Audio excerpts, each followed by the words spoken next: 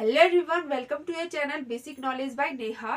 Teaching aptitude की series में हम आज करने वाले हैं शिक्षण के प्रभावशाली शिक्षण के विशेषताएं। ठीक है, यानी कैरेक्टरिस्टिक्स ऑफ इफेक्टिव टीचिंग, यानी इफेक्टिव टीचिंग कैसे हो उसकी विशेषताएं। कुछ विशेषताएं ऐसी हैं जिससे कि हमारी जो टीचिंग है वह बेहतर हो सके। ठीक है, एक टीचर जो है उसको क्या क्या ऐसी नीतियां अपनानी चाहिए जिससे कि उसकी टीचिंग जो है वह बेहतर हो। इससे पिछले वीडियो में हमने बात की थी शिक्षण के बारे में, यानी टीचिंग के बारे में, टीचिंग के मीनिंग के बारे में। शिक्षण क्या होता है, उसके प्रकार, ठीक है, शिक्षण क्या होता है, उसकी मीनिंग, परिभाषाएं, और हमने उसके नेचर, उसकी प्रकृति के बारे में बात की थी। अगर आपने वो वीडियो नहीं देखी है तो लिंक डिस्क्रिप्शन में है, आप जाकर देख सकते हैं। तो शुरू करते हैं आज का ये वीडियो। प्रभावशाली शिक्षण की विशेषताएं क्या होती है, देखिए वन बाय वन मैंने यहाँ पे सभी लिखे हुए हैं, डिस्क्राइब किए हुए हैं। एक एक करके सबके बारे में देखते हैं कि कैसे हमारी जो टीचिंग है वह प्रभावशाली हो सके। ठीक है, कैसे होती है। सबसे पहले शिक्षण का स्पष्ट व निश्चित लक्ष्य रखना। शिक्षण का जो स्पष्ट निश्चित लक्ष्य है यानी उद्देश्य, वह हमें क्या करना होगा, स्पष्ट रूप से रखना होगा। ठीक, यानी कि जो जो शिक्षण हम करा रहे हैं उसका कोई एक उद्देश्य होगा। आपने लेसन प्लान भी बनाया होगा तो उसमें आपने क्या किया होगा, एक उद्देश्य बनाया होगा। ठीक है, होता है उद्देश्य, क्या क्या होते हैं, ज्ञानात्मक उद्देश्य, भावात्मक उद्देश्य और क्रियात्मक उद्देश्य। कि जो आप कंटेंट पढ़ाने जा रहे हो उससे वो उद्देश्य प्राप्त होने चाहिए। ठीक है, स्पष्ट रूप से वो होने चाहिए। कुछ उद्देश्य होते हैं सामान्य, कुछ होते हैं विशिष्ट। कुछ सामान्य होते हैं जिनको प्राप्त करना उतना कंपलसरी नहीं होता, होने के लिए होता है लेकिन उतना नहीं होता। लेकिन कुछ विशिष्ट उद्देश्य होते हैं जिनको प्राप्त करना, जिनको गेन करना जरूरी होता है। तो इसी तरह हमें क्या करना होगा, एक निश्चित लक्ष्य रखने होंगे उस कंटेंट से रिलेटेड जो भी हम शिक्षण कराने जा रहे हैं। ठीक है, अगला है निर्धारित योजना और निर्दिष्ट कार्य से। इसमें बोला है निर्धारित योजना और निर्दिष्ट कार्य, यानी हमें मान लो कोई टीचर क्लासरूम में जा रहा है, उससे पहले वो क्या करेगा, तैयारी करेगा कि वह वहां जाकर क्या पढ़ाए, कैसे पढ़ाए और किस ढंग से पढ़ाए, क्या क्या विधियां वो अपनाएगा और किस तरीके से वह चीजें जोड़ेगा। ठीक है, तो वो क्या करेगा, वो पहले से तैयारी करेगा, उसका नियोजन, उसकी योजना बनाएगा, तब जाके वह क्लासरूम में जाएगा। तो यही बात यहीं पे की है कि कभी भी क्लासरूम में जाने से पहले क्या करेगा, उसकी तैयारी कर लेनी चाहिए प्रॉपर ढंग से। ठीक है, अब बात करते और आपने पहले बनाया भी होगा, पाठ योजना बनाई होगी, लेसन प्लान, तो वो भी इसी से रिलेटेड है। पहले से तैयारी कर लेनी चाहिए, योजना बना लेनी चाहिए। ठीक है, अब अगला है स्थानांतरण करना। स्थानांतरण करना मतलब जो हम पढ़ाने जा रहे हैं उसका हम किसी से रिलेट करें। ठीक है, जो भी हम कंटेंट पढ़ाने जा रहे हैं उसको क्या करेंगे, हम किसी चीज से रिलेट करेंगे उसको। और जिसको आपने सुना भी होगा, अधिगम स्थानांतरण क्या होता है, वो जब हम किसी चीज की, किसी सीखे हुए ज्ञान को हम किसी एक फील्ड से दूसरे फील्ड में यूज करें, एक सब्जेक्ट से दूसरे सब्जेक्ट में यूज करें, उसी को अधिगम स्थानांतरण कहते हैं। ठीक है, तो यहाँ पे ये भी यही बात लागू होती है कि हम उनको किस तरीके से सिखाएंगे, हम उनको जो चीज उन्होंने एक सब्जेक्ट में सीखी है उसी से रिलेट करके हम दूसरी चीज को सिखाएंगे। जैसे फॉर एग्जाम्पल हिंदी में आपने संज्ञा सर्वनाम पढ़े होंगे। ठीक है, तो हम क्या करेंगे, इंग्लिश में पढ़ाने के लिए उनको वहां हम क्या करेंगे, स्थानांतरण कर देंगे। हिंदी से हम इंग्लिश से, इंग्लिश को पढ़ाना है तो हिंदी से स्थानांतरण करके हम उस नॉलेज को बता सकते हैं। उसी तरह भूगोल और इतिहास में भी हम ज्यादातर ऐसा करते हैं। तो यहाँ पे क्या कर सकते हैं, हम को रिलेट कर सकते हैं, स्थानांतरण कर सकते हैं। ठीक है, स्थानांतरण कर सकते हैं, इससे जो शिक्षण है वो बेहतर होगा। ठीक है, अगला छात्र प्रतिक्रियाएं। छात्रों की प्रतिक्रिया भी महत्वपूर्ण होती है कोई शिक्षण अगर हमें बेहतर बनाना है तो स्टूडेंट्स को हमेशा पैसिव लर्नर नहीं रखना है, उनको एक्टिव रखना है ताकि वह भी इन्वॉल्व हो टीचिंग में और वह जल्दी और ज्यादा सीख पाए, बेहतर तरीके से सीख पाए और उनका जो ज्ञान है वह स्थायी बने रहे। तो इसके लिए क्या जरूरत है, इसके लिए जरूरत है छात्रों को एक्टिव रखना। ठीक है, छात्रों की प्रतिक्रियाओं को नजर रखना, उनमें ध्यान केंद्रित करवाना। ठीक है, तो ये भी जरूरी है अच्छी टीचिंग के लिए। अब नेक्स्ट है कार्य को छात्र की क्षमता व योग्यता के अनुकूल, कार्य को छात्र की योग्यता व क्षमता, ठीक है, क्षमता यानी कि उसकी एबिलिटी, वह जो कर पाए, ठीक है, समर्थ हो कोई चीज करने में वो, और योग्यता, उसकी योग्यता क्या है। देखिए यहाँ पे क्या, अगर हम उसको, अब छोटा बच्चा है, उसको हम बड़ी चीज के बारे में बताएं तो उसको, उसके सर से ऊपर निकलेगी वो चीज, उसको नहीं समझ में आएगा वो चीज। तो हम क्या कर सकते हैं, उनको, हम उनको वो चीज नहीं बता के हम उनको सरल वे में उनकी ही लेवल की चीज बताएं, ठीक है। जैसे कि फॉर एग्जांपल छोटा बच्चा है, उसको आप लेक्चर दोगे, बड़े बड़े विद्वानों के बारे में बताओगे, उनके विचारों के बारे में बताओगे, तो वो चीज वो समझेगा ही नहीं, और वो सब वेस्ट गया आपका। तो इसीलिए ये बात जरूरी है कि हमें उसके योग्यता के ही अनुसार, उसकी क्षमता के ही अनुसार उसे पढ़ाना है, ठीक है। तो अगला है हमारा, छात्र को उत्तरदायित्व देना, छात्र को रिस्पॉन्सिबिलिटी देना, ठीक है। रिस्पॉन्सिबिलिटी अगर उसे मिलेगी, उसकी एक तो हेजिटेशन दूर होगी, ठीक है, वो खुलेगा, ठीक है। कुछ बच्चे होते हैं वो साई नेचर के होते हैं, शर्मीले होते हैं, उनसे आगे जाके कुछ कहा जाए बोलने के लिए तो वह हिचकिचाएंगे, वह नहीं बोल पाएंगे, ठीक है। उसी वो चीज इम्प्रूव कैसे होगी, वो चीज ऐसे इम्प्रूव होगी अगर उनको उत्तरदायित्व दिया जाए, ठीक है। ग्रुप डिस्कशन करा दिया, ठीक है, ग्रुप डिस्कशन करा दिया, उसमें उनको पार्टिसिपेट करा दिया, ठीक है, और एक को मैनेजमेंट दे दिया, ठीक है, पूरी क्लासरूम का मैनेजमेंट करेगा।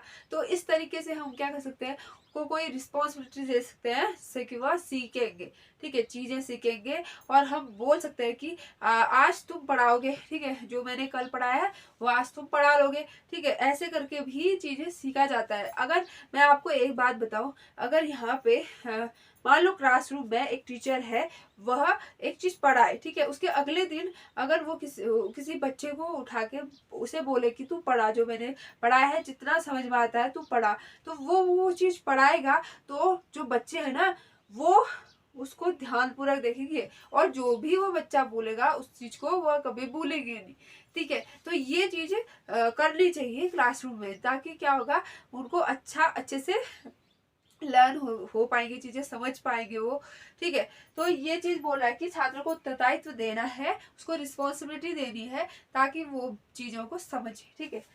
पूर्व ज्ञान पर आधारित, जो हम पढ़ा रहे हैं कंटेंट, वो उसके पूर्व ज्ञान से आधारित होना चाहिए। क्यों? देखिए, आपने किताबें भी देखी होगी, तो किताबें जो है वो रिलेट करती है अपने पिछले ज्ञान से, ठीक है। पिछले क्लास में जो भी पढ़ा होता है वो चीजें दूसरे अगले क्लास में हमारी होती है वो चीजें, और उसके अलावा भी चीजें होती है, ठीक है।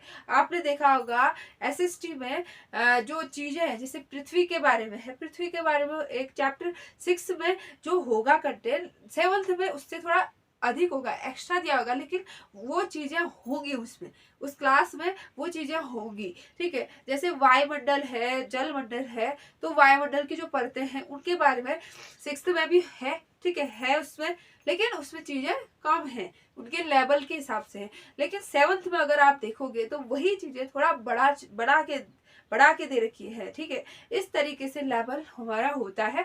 तो ये जो पूर्व ज्ञान है, ठीक है, जो पहले सीखा उसने 6th में, तो वही 7th में वह पढ़ रहा है, तो उससे बेहतर चीजें ज्ञान हो पा रही है, चीजें समझ पा रहा है, ठीक है।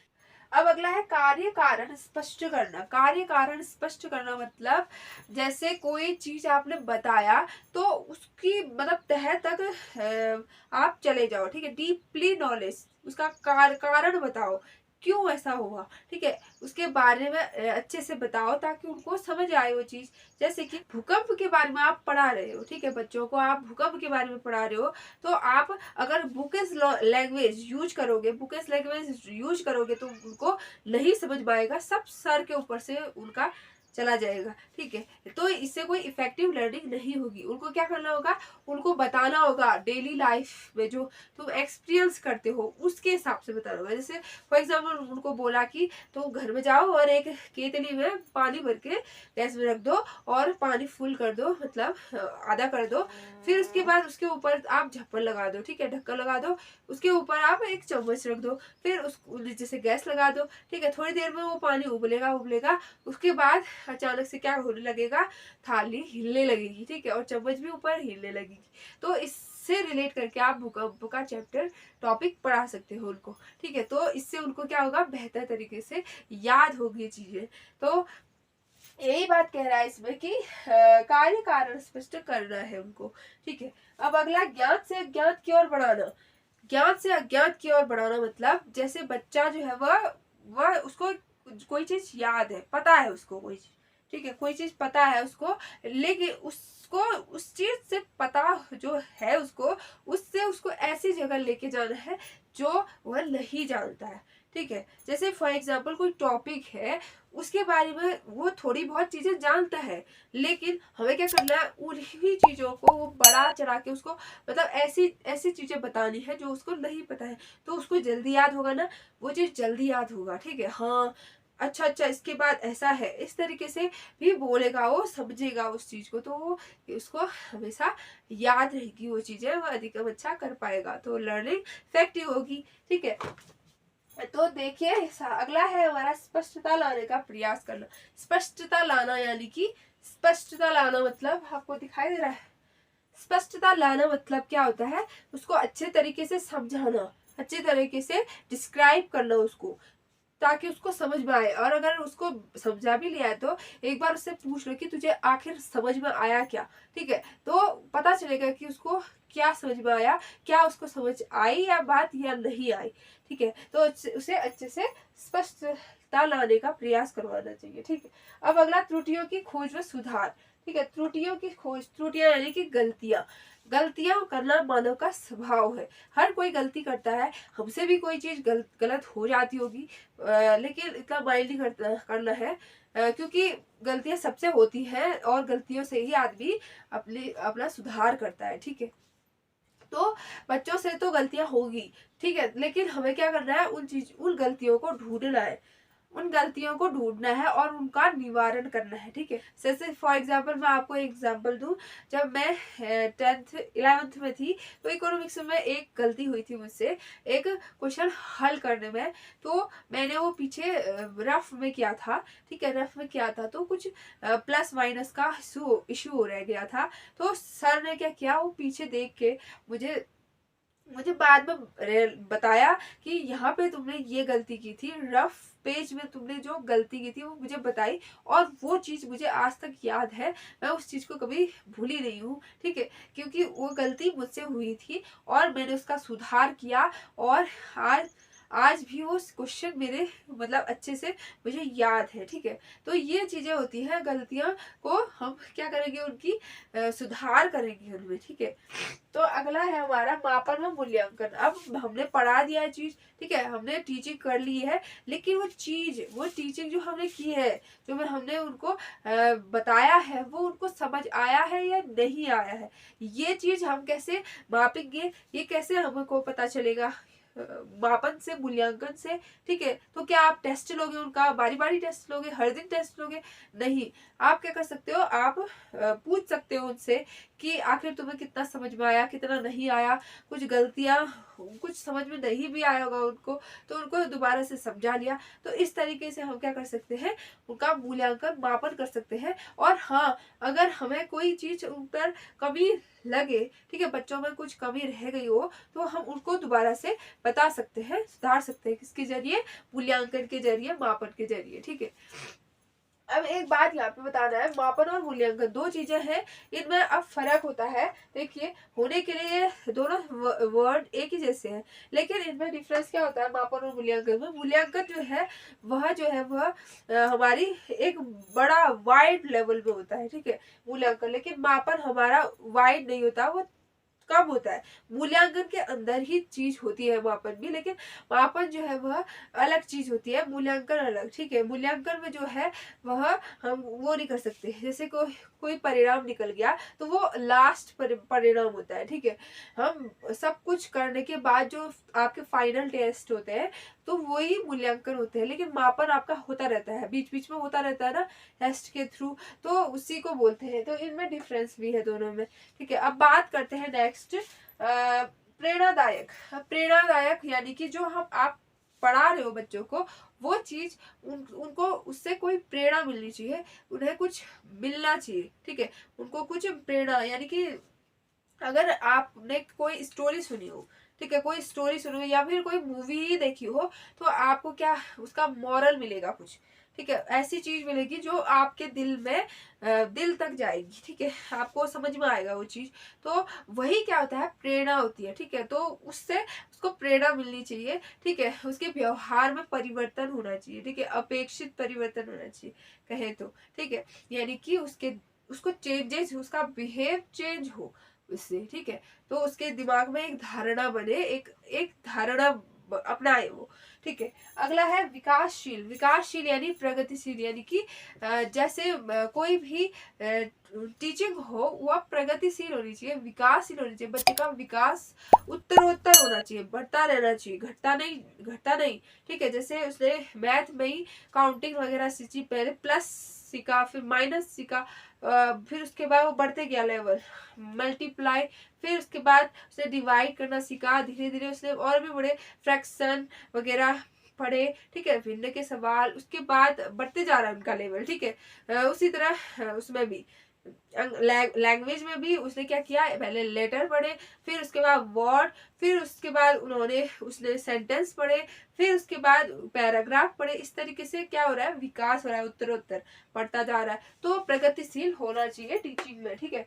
सहयोग करना, एक दूसरे को सहयोग करना, टीचर को भी बच्चों का सहयोग करना चाहिए और बच्चों को भी टीचर का सहयोग करना चाहिए, ठीक है, दोनों में ये बात लागू होती है, क्योंकि सहयोग करने से ही चीजें बेहतर होती है। क्यों, अगर आप अपने परिवार में ही देख लो, अगर आपके परिवार में आपके मम्मी पापा आपको सपोर्ट ना करें या फिर आप सपोर्ट ना करो उनको, ठीक है, तो क्या होगा, तो नहीं चीजें सही हो पाएंगी, तो चीजें नहीं सही हो पाएंगी, इसके लिए सहयोग जरूरी है, विकास नहीं हो पाएगा, ठीक है, तो इसके लिए सहयोग जरूरी है। तो क्लासरूम में भी बिना सहयोग के टीचिंग अच्छी नहीं हो सकती, ठीक है। अब अगला है हमारा दयापूर्ण व्यवहार। दयापूर्ण व्यवहार यानी जो टीचर है वह जो है चीजें डिलीवर ही नहीं करता, ज्ञान ही डिलीवर नहीं करता, नॉलेज ही तक सीमित नहीं रहता, उसका जो बिहेव है वह भी बच्चों में इफेक्ट करता है, ठीक है। जैसे फॉर एग्जांपल कोई टीचर है, वह बहुत ही रूड है, ठीक है, अच्छी भाषा भी नहीं है उसकी, तो वो क्या करेगा, इम्पैक्ट डालेगा बच्चों में, ठीक है, बच्चों में वो इम्पैक्ट डालेगा, शायद कहीं ना कहीं बच्चे भी वो चीजें सीखने लगेंगे, क्यों, हमारे टीचर कर रहे हैं हम भी करेंगे, इस तरीके से। लेकिन अगर वही टीचर जो है वो अच्छे स्वभाव का है, मीठा बोलता है, उसकी मुस्कुराहट ही इतनी अच्छी है कि कुछ कुछ होते हैं टीचर, उनकी मुस्कुराहट देख के ही मतलब मजा आ जाता है। तो हमारे हमारे स्कूल में भी रहे हैं बहुत सारे ऐसे टीचर, और उनकी जो मतलब पढ़ाना नहीं, उनका जो नेचर है वही हमें इतना इम्प्रेसिव लगता है कि उनका पढ़ाया तो और भी अच्छा, ठीक है। तो ये चीज जरूरी होती है, दया भाव भी होता है, फ्रेंडली नेचर होना चाहिए बच्चों के साथ शिक्षक का, ठीक है। अगला है देखिए, अच्छे परिणामों के लिए छात्रों से संबंध। अच्छे परिणाम यानी बच्चे का क्या रिजल्ट रहा है उसके बारे में टीचर को भी पता होना चाहिए, ठीक है, टीचर को तो पता ही होना चाहिए, साथ ही साथ बच्चे को भी पता होना चाहिए कि आखिर उसका वह किस लेवल पर है, ठीक है।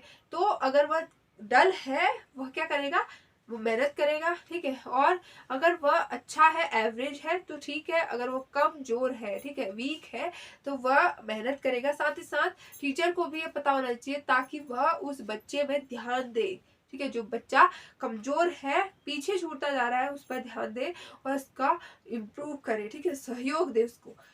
और एक चीज और बता दूं, जो टीचर होता है वह क्या होता है, वह गाइडर होता है, वह निर्देशक होता है, ठीक है, वह गाइड करता है, पथ प्रदर्शक होता है, ठीक है। लेकिन वह क्या होता है, वह वो नहीं होता डोमिनेट करने वाला, शासक नहीं होता, पहले होता था अब नहीं होता है, पहले की शिक्षा अलग थी, अब चीजें बेहतर हो गई है, ठीक है। अब देखिए अगला है शिक्षक का ईमानदार होना। शिक्षक का ईमानदार, ये बहुत ही बड़ा टॉपिक है, बिना इसके शिक्षण तो हम पॉसिबल है ही नहीं बोल सकते हैं, इम्पॉसिबल है। क्यों, शिक्षक ही अगर ईमानदार नहीं हो तो टीचिंग कैसे बेहतर हो सकती है, कैसे वो अच्छा पढ़ा सकता है। अगर उसके अंदर वो लगन ही नहीं है तो हम नहीं कह सकते कि शिक्षण जो है वह प्रभावी होगा, नहीं। जैसे टीचर है, टीचर मैं हूँ, अगर मैं मतलब पढ़ाना ही नहीं चाहती, आलसी हूँ, ठीक है, तो मैं कैसे बच्चों को वो कर सकती हूँ, टीचिंग कर सकती हूँ, किस तरीके से मैं उनको उनका भविष्य सुधार सकती हूँ। जैसे आपने सुना ही होगा जो गवर्नमेंट स्कूल है उनका नाम खराब है, खराब हुआ है बहुत जगह।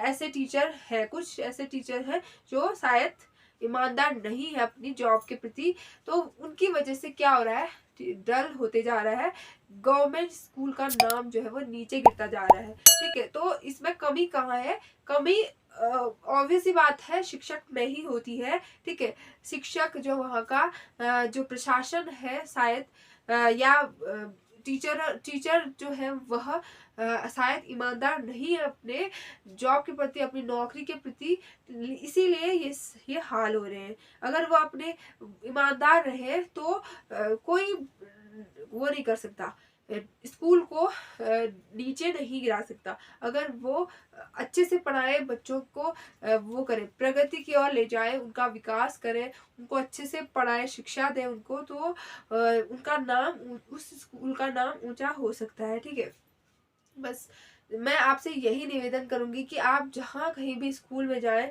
पढ़ाने के लिए, तो आप क्या करें, उन बच्चों को उनके भविष्य के बारे में सोचें और आप उनको ईमानदारी से पढ़ाएं, ताकि उनका भविष्य जो है वह प्रगतिशील हो। ठीक है, वह अच्छा बने, सुबह सबसे मेन बात क्या है, सभ्य बने। ठीक है, सभ्य बने वो, उनको पता हो कि सही क्या है, गलत क्या है, क्या उन्हें करना है, क्या नहीं करना है, ये चीज उन्हें पता हो। ठीक है, भले ही नॉलेज उनका किसी का कम किसी का ज्यादा हो सकता है, लेकिन जो मेंटालिटी होती है ना, सोच होती है, हमारी थिंकिंग है, वो चीजें सही होनी चाहिए।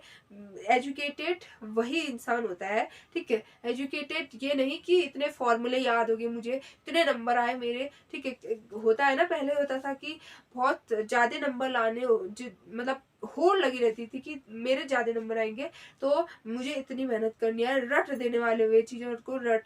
लेकिन ये एजुकेशन का प्रमाण नहीं है। प्रमाण क्या है, प्रमाण हमारे बाहर से झलकता है। ठीक है, जो एजुकेटेड होते हैं वो, उनकी जो सोच होती है वह बहुत ही अलग होती है। ठीक है, अलग होती है, और वो सोच जो है वो शायद स्वार्थी नहीं होते। ठीक है, वो शायद अपने ही बारे में नहीं सोचते, वो शायद समाज के जो गलत चीजें हैं उनको नेग्लेक्ट करते हैं और अच्छी चीजें ही एक्सेप्ट करते हैं। तो अब बात करते हैं अगला, निदानात्मक। और दो चीजें हैं इसमें, देखिए, निदानात्मक और उपचारात्मक, ये दो चीजें अलग अलग चीजें हैं, इनको एक मत समझो। निदानात्मक और उपचारात्मक अक्सर लोगों को कंफ्यूज होता है, इसके बारे में बता दूं। सबसे पहले बात करते हैं निदानात्मक। निदान, ठीक है, निदान यानी डायग्नोज। डायग्नोज मतलब जैसे मान लो आप किसी हॉस्पिटल में गए, आप अपने इलाज के लिए, तो आप डॉक्टर को बताएंगे कि मेरी क्या प्रॉब्लम है, तो डॉक्टर उसके हिसाब से सोचेगा, निर्णय लेगा कि आपसे पूछेगा, चीजें पूछेगा कि आपको ये बीमारी कब से है, क्या है, सब कुछ जानेगा, उसके बाद वो निर्णय करेगा। ठीक है, ये क्या हो गया, उसने खोज करी, निदान किया। ठीक है, खोज की और निर्णय पर पहुंचा, एक निर्णय पर पहुंचा।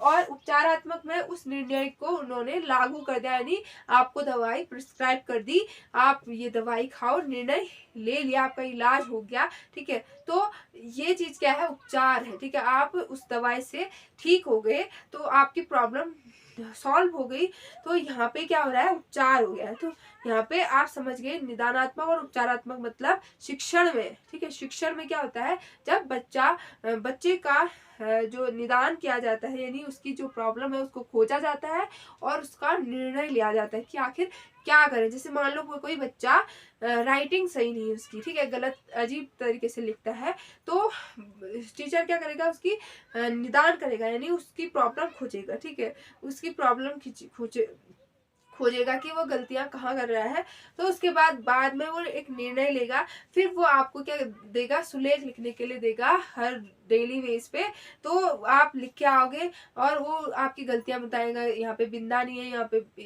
पे ये गलती है, तो यहाँ पे अशुद्ध लिखा है। तो इस तरीके से वो क्या करेगा, उसका उपचार करेगा, और एक टाइम आएगा वह उसकी राइटिंग अच्छी बन जाएगी। तो ये चीज है उपचारात्मक। ठीक है, तो इस तरीके के शिक्षण होना चाहिए, निदानात्मक और उपचार। सकारात्मक, तभी शिक्षण जो है प्रभावशाली होगी। जीवन से संबंध स्थापित, अब ये देखिए जिंदगी से हमें क्या करना है, रिलेट करना है। डेली लाइफ में जो चीजें एक्सपीरियंस कर रहे हैं, अनुभव कर रहा है बच्चा, जो चीज देखता आ रहा है, सुनता आ रहा है, वो चीजों से हमें जो किताब से जोड़ना है, ठीक है, उसको किताब से किताब का जो है वो जीवन से जोड़ना है, तभी वह चीजें समझ पाएगा।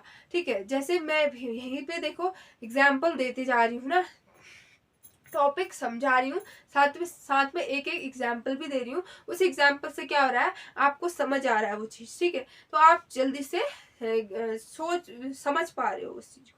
तो इसीलिए जीवन से संबंध स्थापित, जैसे मैंने आपका भूकंप का उदाहरण दिया, ठीक है, भूकंप का उदाहरण दिया, तो आप ये डेली लाइफ में जो चीजें हैं उनसे सीखोगे, तो जो बच्चा है वो प्रयोग करेगा घर में जाके, और ये चीजें वो देखेगा तो उसको समझ में आएगा, हाँ अगर ये इस चीज में लागू होती है तो शायद भूकंप में भी यही होता होगा। उसी तरह ज्वालामुखी में प्रेशर कुकर का उदाहरण, ठीक है, जिस तरीके से पृथ्वी के अंदर जो है भाप बनता है, मतलब गर्मी बनती है, और वो एकदम से जहां से उसको रास्ता मिलता है वो बाहर आ जाती है।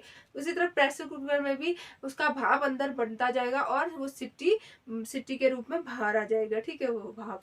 तो यही चीज इस तरीके से रिलेट करके हमें बताना है उनको, ठीक है, तभी वो चीजें बेहतर होंगी, यानी शिक्षण प्रभावशाली होगा। अगला है नई तकनीकों का प्रयोग। नई तकनीकों का प्रयोग मतलब डिजिटल इंडिया हो गया है, बहुत चीजें बदल गई हैं। देखिए पहले ब्लैक बोर्ड हुआ करता था, चौक से लिखते थे, फिर धीरे धीरे व्हाइट बोर्ड आया, ठीक है, फिर इसके बाद आजकल स्मार्ट बोर्ड आ गया है, और तरह तरह की चीजें, तरह तरह के एसेट्स हैं हमारे पास चीजों को समझाने बताने के लिए, ठीक है, टीचिंग इनसे क्या होगी, इफेक्टिव होगी। तो अब इनका यूज करना भी आना चाहिए, ठीक है, यूज करना भी आना चाहिए। जैसे फॉर एग्जाम्पल सैमपट ही है, ठीक है, ब्लैक बोर्ड ही है, मान लो हमें किस तरीके से उनको बताना है, क्या चीजें हमें पहले बतानी है, क्या बाद में बतानी है, और कहाँ पे हमें चित्र द्वारा समझाना है, कहाँ पे हमें लेक्चर द्वारा समझाना है, कहाँ पे हमें उनको क्रियाशील यानी एक्टिव करना है, कहाँ पे उनका सहयोग लेना है बच्चों का। तो यहाँ पे ये चीजें हमें पता होनी चाहिए, तभी हम क्या कर पाएंगे, अच्छी शिक्षण कर पाएंगे, ठीक है। तो यहाँ पे नई तकनीकों का प्रयोग यानी आना चाहिए, चीजों को टेक्निक आनी चाहिए हमें, ठीक है। अगला प्रजातांत्रिक शिक्षण, यानी देखिए जो टीचर होता है उसके लिए बच्चे सब समान है, ठीक है, समान है, वो किसी के साथ भेदभाव नहीं कर सकता, और उसको नहीं करना चाहिए, ठीक है। वो चीजें उन्हें बताना भी चाहिए बच्चों को कि समाज में सब समान है, और समय में समान बिहेव करना है, व्यवहार करना है सभी के साथ, ठीक है। तो क्योंकि वो आने वाली पीढ़ी है हमारी, तो अगर हमें समाज को बेहतर बनाना है तो हम क्या करेंगे, हम जो आने वाली पीढ़ी है अगली, उसको शिक्षित करेंगे, उनको बताएंगे कि समाज में हमें एक साथ मिलजुल कर रहना है, एक सहयोग से रहना है, हमें भेदभाव नहीं करना है। आप जानते हो भेदभाव हमारे भारत में बहुत ज्यादा है, हिंदू मुस्लिम तो है ही, और साथ ही साथ उपजातियों में भी भेदभाव है, ठीक है, बहुत सारा भेदभाव है, गरीब अमीर का भेदभाव है, ठीक है, बहुत सारी ऐसी चीजें हैं। और ये भेदभाव क्या करता है, आपस में एक दूसरे से नफरत पैदा करता है, एक दूसरे के साथ नफरत हो जाती है, ठीक है। तो इस चीज को मिटाना है, इस चीज को दूर करना है, तो क्या करना है, शिक्षा एक अच्छा माध्यम है इसका, ठीक है। तो हमें बच्चों को बताना है, और साथ ही खुद भी ऐसा बिहेव करना है, ठीक है। प्रजातांत्रिक यानी सबको समान इक्वल समझना है, क्लास में जितने भी बच्चे हैं, ठीक है। अब बात करते हैं संवेगों पर नियंत्रण। संवेगों पर नियंत्रण यानी कि संवेग मतलब होता है हमारी जो भावनाएं हैं, ठीक है, हमारे भाव है, यानी हमें गुस्सा आता है और खुशी होती है, ठीक है, गुस्सा आता है, खुशी होती है, रोना, दुख, दर्द, ठीक है, ये सब क्या है, ये सब है हमारे संवेग। तो हम इनको नियंत्रित कर पाए, ठीक है। आपने देखा होगा जो बच्चे हैं वो नियंत्रण नहीं कर पाते, इसलिए बार बार में रो जाते हैं, थोड़ा सा गिरते हैं रोने लगते हैं, ठीक है, वो संवेगों को कंट्रोल नहीं करते, क्योंकि उनके पास उतनी बुद्धि नहीं होती है कि वो उनको कंट्रोल कर पाए। लेकिन जो हम हैं, बड़े लोग हैं, वो क्या कर पाते हैं, इसको कंट्रोल कर पाते हैं, क्योंकि हमारे पास संवेगों को नियंत्रण करने की पावर है, बुद्धि है हमारे पास, तो इसीलिए हमें वो जैसे मान लो कोई टीचर है, ठीक है, मुझे ही ले लो, मैं मेरे घर में कोई प्रॉब्लम चल रही है, ठीक है, मेरे घर में कोई प्रॉब्लम चल रही है और मैं उसको लेकर क्लास में भड़क जाऊं, ठीक है, क्लास में भड़क जाऊं, बच्चों को पीटने लगूं, तो क्या ये अच्छी बात है? नहीं है ना। तो संवेगों को नियंत्रण करना है मुझे, जो पर्सनल मामले हैं मुझे वहीं तक सीमित करना है, उनको क्लासरूम में नहीं लाना है, ठीक है, वो चीज़ मुझे हटा देनी है अपने दिमाग से। और इसीलिए संवेगों को नियंत्रण करने की पावर होनी चाहिए टीचर में भी, और साथ ही साथ किसमें, बच्चों में भी, बच्चों में भी सिखाना ज़रूरी है। संवेगों को वो नियंत्रण कर पाए, क्रोध और जो हंसना है, ठीक है, और जो उनका द्वेष है, मतलब फ्रस्ट्रेशन होता है बच्चों में, ठीक है, वो सब उनको कंट्रोल कर पाए और वो आगे बढ़ पाए, ठीक है। अब अगला है, देखिए, उचित शिक्षण विधियां। विधियां सबसे जरूरी है, शिक्षण विधियां, यानी कि शिक्षण विधियों को बोलते हैं टीचिंग मेथड्स, ठीक है। टीचिंग मेथड्स कैसे यूज करने चाहिए वो हमें पता होना चाहिए। छोटे बच्चों को हम किस तरीके से सिखाएंगे और बड़े बच्चों के लिए क्या उपयुक्त है, ये हमें अच्छे से समझ में होना चाहिए। जैसे बच्चे, छोटे बच्चे क्या होते हैं, खेल अच्छा मानते हैं, कहानियां पसंद होती है उनको, तो उनको उसी माध्यम से सिखाया जाए, कहानियां बताई जाए, ठीक है, जो भी हम पढ़ा रहे हैं, और उनको खेल विधि से समझाया जाए, ठीक है, तो वो क्या करेंगे, बेहतर लर्न कर पाएंगे। अगर उनको लेक्चर दे दिया जाए, हाँ, तो वो समझ पाएंगे, वो बड़े बड़े लोगों का, स्वामी विवेकानंद की का उदाहरण दे दिया जाए उनको, तो वो समझ पाएंगे, उन चीज़ों को नहीं समझ पाएंगे, ठीक है, उनके सर से ऊपर जाएगा वो चीज़। तो इसीलिए क्या ज़रूरी है, उनको उचित शिक्षण विधियां का यूज करना, ठीक है, तो ये भी ज़रूरी है। अब यहीं पे हमारा ये टॉपिक कंप्लीट होता है। आई होप आपको ये टॉपिक अच्छे से समझ में आया। एक बार स्क्रीनशॉट ले लीजिए। अगर आपको ये वीडियो पसंद आया तो लाइक कीजिए, अगर आपने मेरे चैनल को सब्सक्राइब नहीं किया तो सब्सक्राइब कीजिए, और साथ ही बेल आइकन दबा दीजिए। इस वीडियो को अपने दोस्तों के साथ शेयर कीजिए ताकि वो भी हेल्प ले सके, उनकी भी हेल्प हो जाए। अब हम नेक्स्ट वीडियो में आपसे मिलेंगे, तब तक के लिए मेरे इस चैनल के साथ बने रहिए। Good bye, take care.